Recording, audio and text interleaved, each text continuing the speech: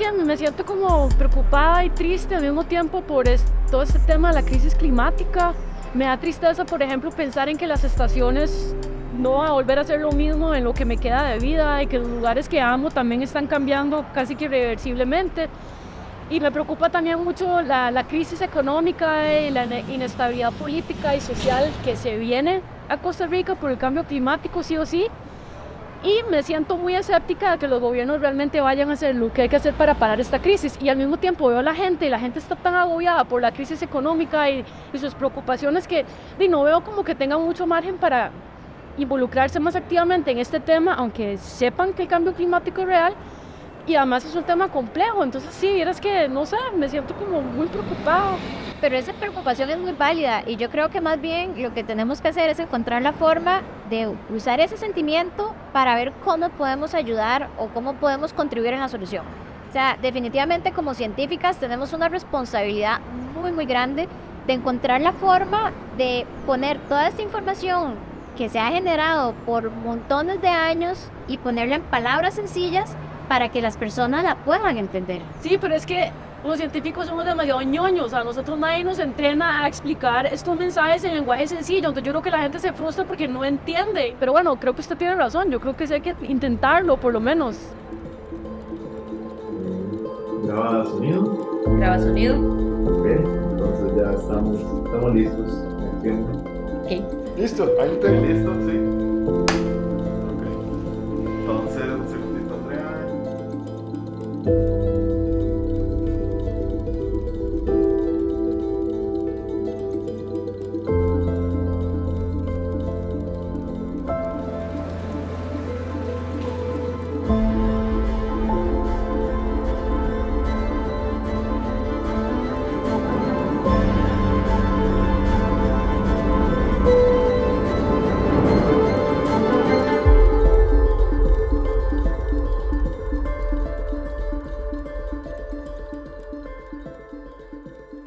Vamos a empezar entonces. La primera pregunta es, ¿qué es crisis climática o qué es cambio climático? Muchas gracias, Celeste. Siempre un gusto hablar con vos. Y bueno, para empezar a hablar sobre este tema, sobre qué es el cambio climático, la crisis climática se refiere más que todo hacia los impactos sociales y económicos que tiene el cambio climático.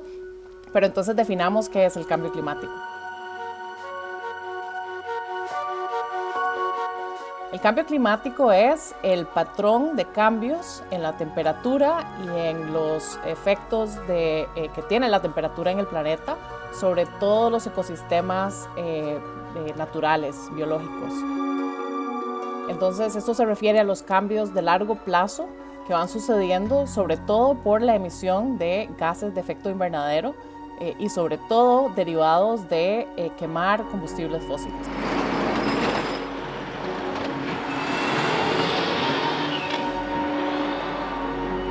Bueno, lo primero que tenemos que mencionar es que el cambio climático tiene dos componentes, o se compone de dos partes. Una parte natural, que son aquellos cambios que ocurren de una manera natural en el sistema climático. Se asocian, por ejemplo, con variaciones en actividad volcánica, o variaciones orbitales, ¿no?, en escala ya mucho más grande. Y después tenemos la componente antropogénica, ¿no?, y es la componente del cambio climático que es resultado de las acciones que las personas realizamos y a través de las cuales ha empezado a aumentar desde el periodo industrial significativamente las concentraciones de gases de efecto invernadero. Este cambio en temperaturas, que ya está evidenciado en muchísimas formas científicas, lo hemos venido midiendo acerca de los últimos 70 años, y el incremento de estos gases de efecto invernadero, sobre todo el dióxido de carbono, deriva en un cambio de temperaturas que luego tiene como consecuencia cambios en los patrones climáticos que o que el mundo ha tenido durante millones de años. Entonces de ahí vemos cambios en los patrones de los huracanes, de las precipitaciones o lluvias, de las sequías, de muchísimos otros elementos climáticos de los cuales depende la humanidad, la agricultura, todas las actividades humanas. Y por eso entonces ahora nos referimos a una crisis climática, ya que esos cambios van a tener como consecuencia muchísimos impactos a las actividades humanas de los cuales dependemos.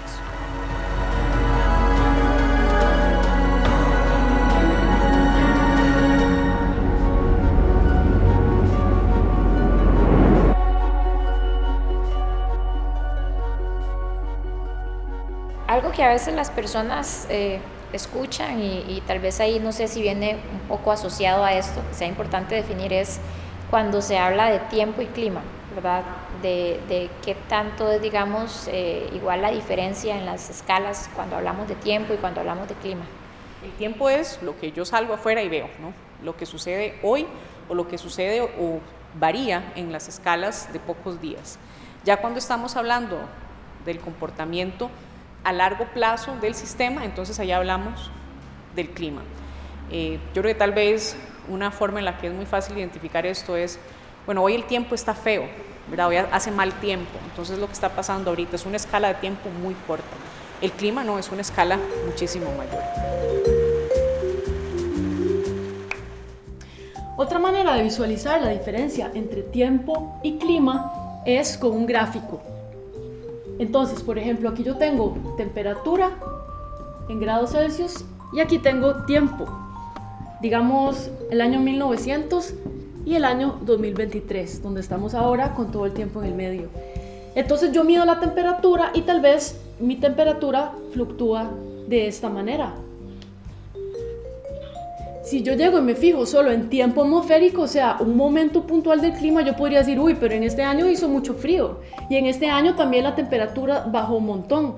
Pero yo no puedo concluir a través de estos años fríos que la temperatura no está aumentando. Lo que tengo que hacer es fijarme en toda la serie temporal y podemos ver que definitivamente el promedio de temperatura aumentó y como la temperatura en 2023 es mucho más alta que al inicio de la serie temporal en 1900.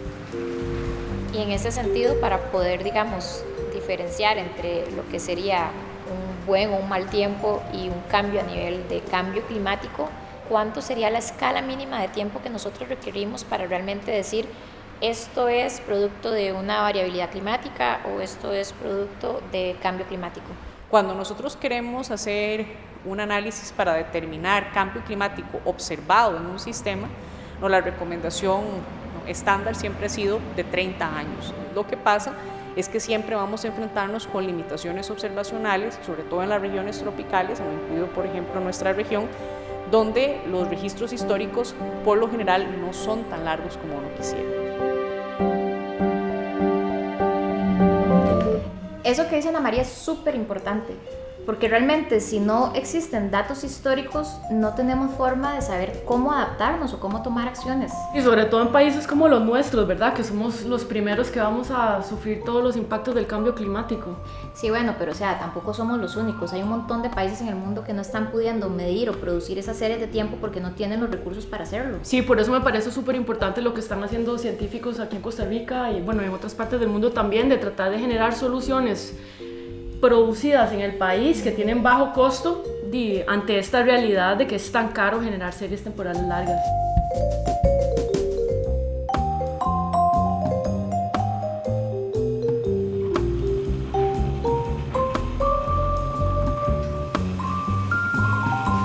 En cambio climático, si lo pensamos a escala planetaria, es una cuestión de radiación.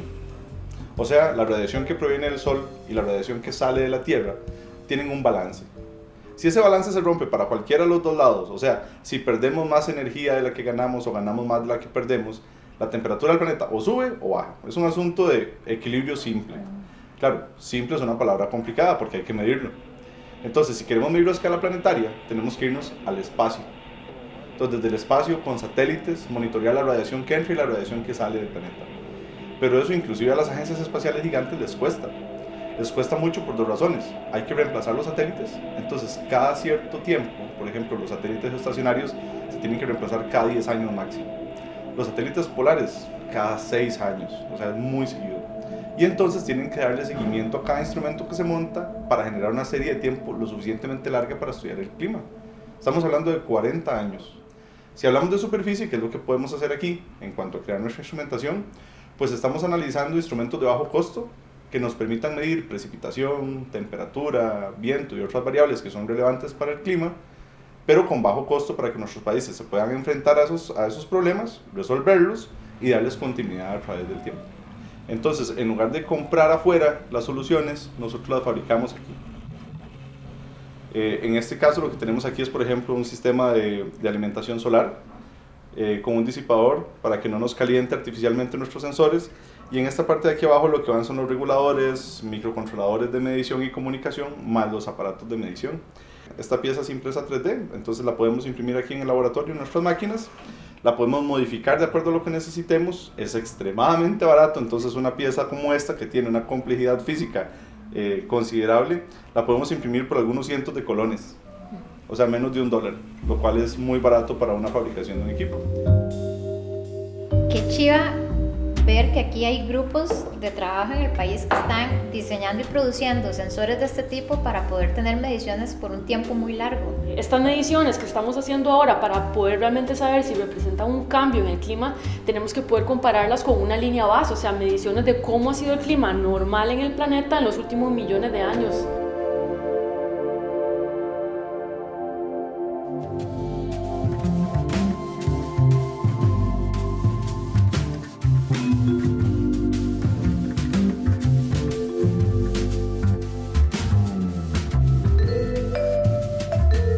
El clima no puede ser explicado solamente en las últimas décadas, sino que necesitamos entender cuál es el patrón general del clima a través de cientos de miles de millones de años para poder saber qué es lo que está ocurriendo en la actualidad.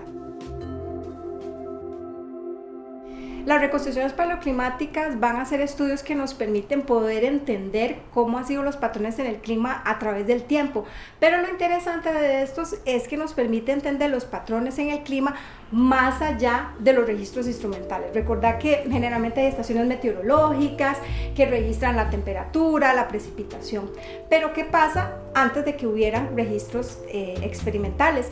Lo que ocurre es que esos paleoregistros permiten identificar esos patrones antes de tener los datos experimentales. Los núcleos de sedimento han sido utilizados en muchos lugares en el mundo y ahora los estamos tratando de utilizar en Costa Rica. Conservan elementos, en este caso nosotros estamos tratando de extraer elementos florales, el polen particularmente, o las partículas de carbón, que son el producto de los incendios. Cuando se produce un incendio, muchísimas veces nosotros vemos que hay unas viruchitas negras que flotan en el aire. Esas viruchitas quedan en el sedimento y son el registro de un incendio, ya sea generado naturalmente o provocado por los seres humanos. Estos dos indicadores son sumamente importantes para poder determinar la historia del clima previo al registro instrumental. ¿Por qué? Porque nos dicen cómo fue la vegetación de una zona. Y la vegetación reacciona y vive en condiciones ambientales y particularmente climáticas muy específicas. Las variaciones de esas concentraciones de polen, que refleja también las variaciones en los ensamblajes de las plantas, nos dan también el indicio de esas variaciones de sobre todo la precipitación y la temperatura en una zona. Las técnicas de reconstrucción tienen como ventaja eso, es generar la información o por lo menos darnos una idea de cómo eran las condiciones anteriormente, ¿verdad? Entonces, el paleoproxia usted no le va a decir, ¿verdad? En 1490 la temperatura era de tantos grados. Eso lo que le va a decir a usted es, ¿era más caliente o era más frío? ¿Era más húmedo o era menos húmedo? Pero esta información, que en apariencia es muy sencillita, es súper importante porque nos permite determinar nuestras variaciones en condiciones de humedad, ¿no? Si era más húmedo, podía que estaba lloviendo más; si era más seco, pues teníamos una condición más seca, o directamente teníamos una condición prevalente de sequía. Y entonces poder determinar esas fluctuaciones de las condiciones de humedad y temperatura en el tiempo es lo que nos permite hacer la reconstrucción.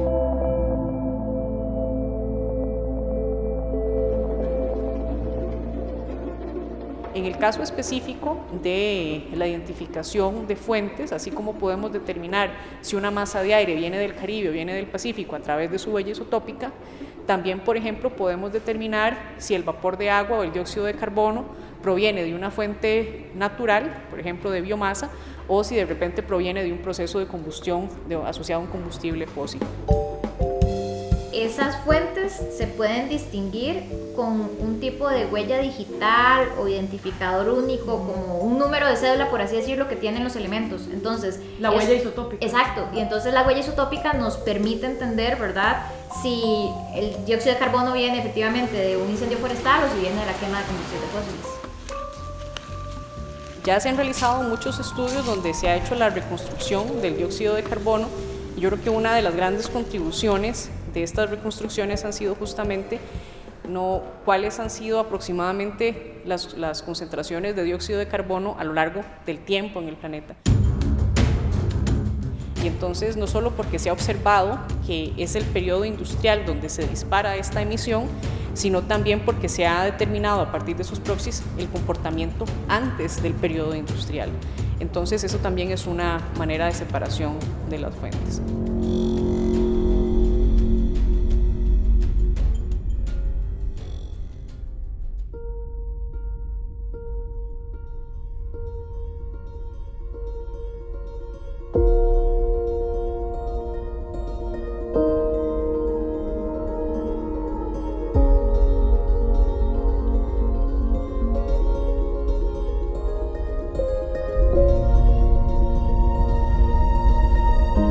Sabemos que muchos negacionistas del cambio climático precisamente dicen, es que los cambios que estamos viendo en este momento no se le pueden atribuir a procesos, digamos, que han sido forzados por actividad antropogénica, sino que mucho se le atribuye a la actividad volcánica.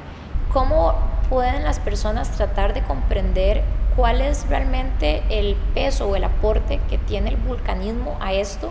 Y si hay alguna diferencia, ¿cómo podemos realmente diferenciar esa, digamos, aporte de la parte de vulcanismo o de la parte propiamente de actividad antropogénica? Nosotros sacamos el carro todos los días. Nosotros como planeta estamos emitiendo una cantidad de dióxido de carbono enorme todos los días a través de nuestras actividades cotidianas. Cada cuánto tenemos erupciones significativas, ¿no? que generen una gran cantidad de material que es expulsado a la atmósfera. No ocurren todos los días. Y después la otra es la cantidad de tiempo, ¿no? En este proceso donde el carbono es capturado en la superficie del océano, pasa a través de montones de procesos en el océano hasta que vuelve a llegar otra vez dentro del sistema terrestre. Eso ocurre en una escala de cientos de miles de años. El impacto que nosotros generamos con las emisiones asociadas a combustión hoy nos están afectando en un plazo muchísimo más corto.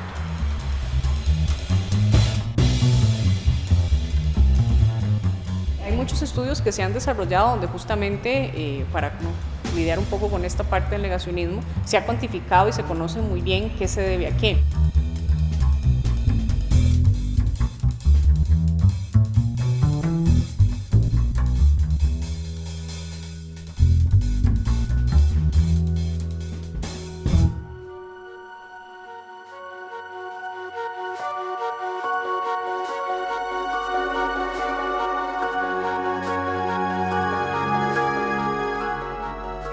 En el pasado en nuestro planeta la temperatura ha llegado a estar hasta 14 grados Celsius más alta que ahora y las concentraciones atmosféricas de dióxido de carbono hasta 25 veces más alta.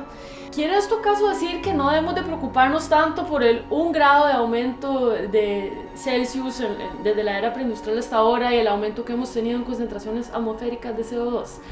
Si bien es cierto, efectivamente los rangos de CO2 y de temperatura han variado radicalmente a través de la historia geológica, sobre todo en los últimos 550 millones de años, es importante destacar que las comunidades de organismos que vivían en esos momentos particulares eran completamente diferentes a las actuales y de hecho son organismos que están extintos, o sea que pasaron por un proceso de surgimiento y extinción.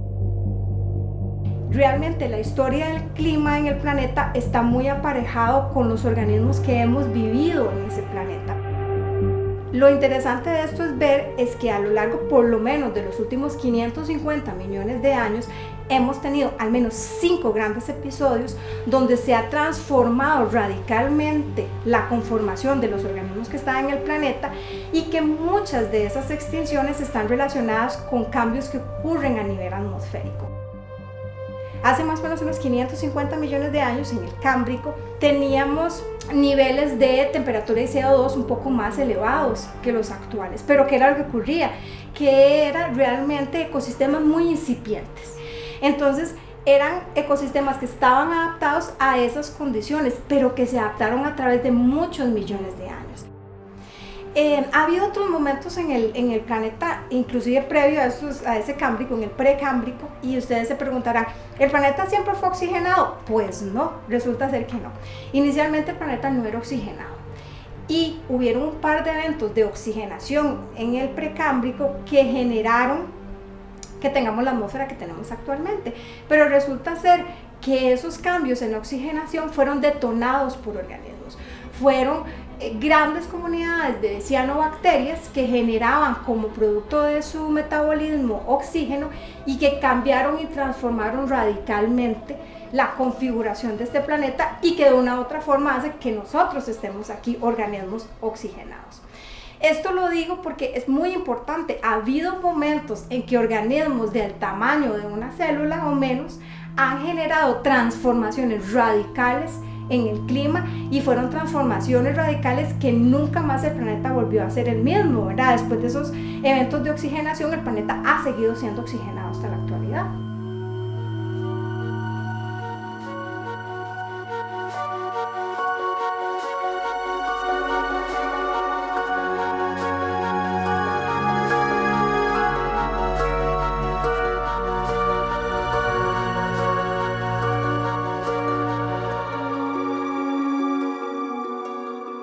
Es increíble cómo hay tanta biodiversidad en el planeta y que en parte eso se debe a cómo hace millones de años cambió tan drásticamente la composición de la atmósfera. Y también si uno lo piensa más en detalle, si organismos tan pequeños tuvieron la capacidad de cambiar de una forma tan importante el clima del planeta en ese momento, ¿qué nos hace pensar que nuestra especie no tiene igual el poder de cambiar el clima de igual o de mayor manera, verdad? Más que realmente la ciencia nos ha demostrado que nuestras acciones sí están modificando el clima del planeta. Sí, a mí algo que me preocupa y me interesa mucho averiguar es cómo es que estos cambios en el clima tan grandes que estamos causando los humanos, si eso va a tener cambios drásticos en la biodiversidad, de la misma manera que los cambios tan grandes en el clima que tuvimos antes causaron estas 5 grandes extinciones en masa. Entonces, esto sí, o sea, para mí eso es una pregunta súper importante.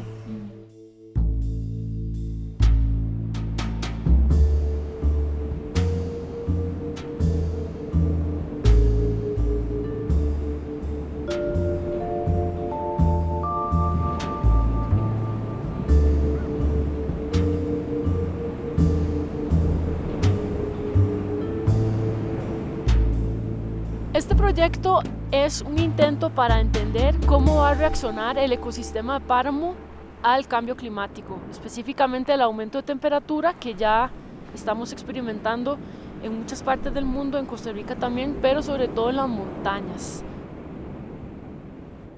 Este experimento lo que hace es aumentar la temperatura del aire y del suelo entre 1 y 3 grados, porque actúa como una barrera de viento y afecta la radiación entrante y saliente.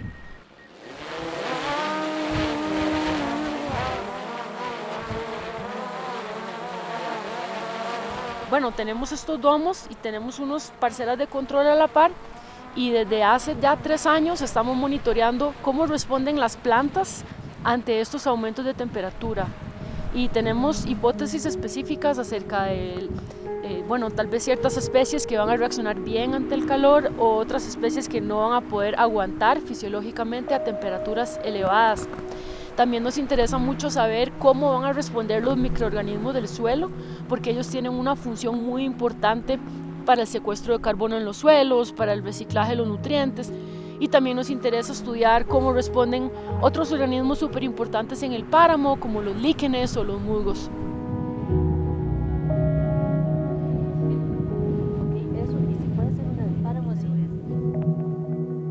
Esto es un experimento muy famoso, no este en particular, pero este diseño de los domos que lleva más de 30 años siendo utilizado en ecosistemas árticos, en la Antártida y en montañas de zonas templadas, pero solo hasta hace unos 7 años se empezaron a construir en montañas tropicales y se utilizan sobre todo en lugares en montañas porque solo funcionan con la vegetación baja.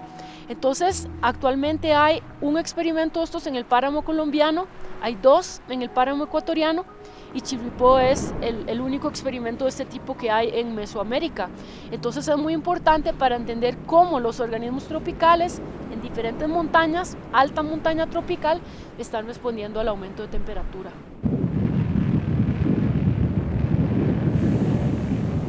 Los organismos tropicales, al aumentar la temperatura, tienen 3 opciones.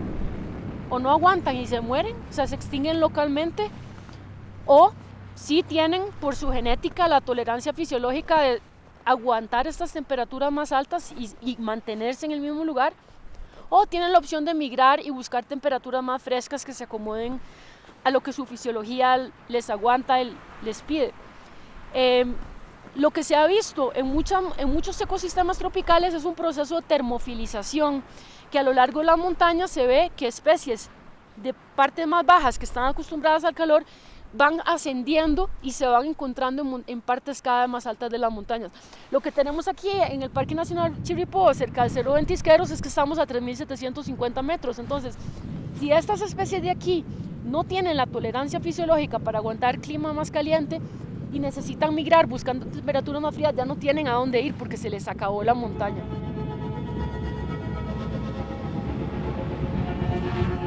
Una hipótesis que tenemos es que con el tiempo vamos a empezar a ver que en estas cámaras calientes empiezan a aparecer especies que están adaptadas al calor de más abajo en la montaña, tal vez del robledal. Y esperaríamos, que es algo que se está viendo en el Ártico, que cada vez más arbustos de lugares más calientes están invadiendo el Ártico, que el páramo de Costa Rica desaparezca y que todo esto se vuelva un robledal.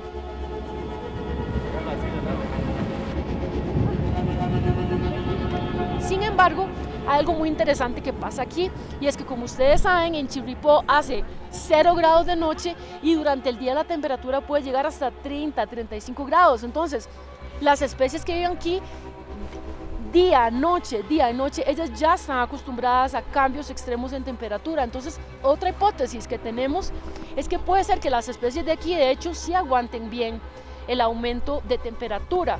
Pero ahí, ¿qué pasa? No es una historia tan simple, porque también a medida que aumenta la temperatura, aumenta también la sequedad. Entonces tal vez la temperatura no es lo más importante. Puede ser que la falta de agua se vuelva un factor difícil para ellas de sobrellevar y poder sobrevivir aquí. Y también hay otra cosa que tiene que ver con todas las interacciones biológicas nuevas que va a haber cuando las especies de más abajo del robledal empiecen a subir aquí buscando clima fresco y de pronto se encuentren con especies de páramo como esta chusquia, ¿verdad?, que tenemos aquí atrás, y que nunca antes han estado tan cerca. Entonces hay una cascada de efectos ecológicos que por el momento no sabemos qué es lo que va a pasar.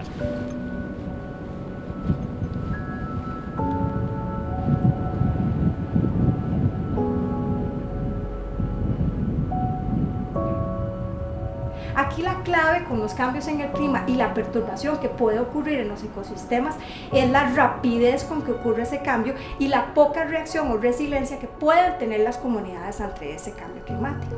Comunidades de cualquier tipo, cualquier organismo. De cualquier organismo, y eso nos incluye a nosotros también, ¿verdad? Porque nosotros somos parte de este planeta. Entonces, en ese sentido, nosotros también somos parte de esos impactos que podemos tener en la actualidad. Entonces, es importante esta temática de ver esa crisis climática más allá de solamente, ¿qué pasa con los animales o la tasa de extinción? Sino qué pasa con nosotros como seres humanos.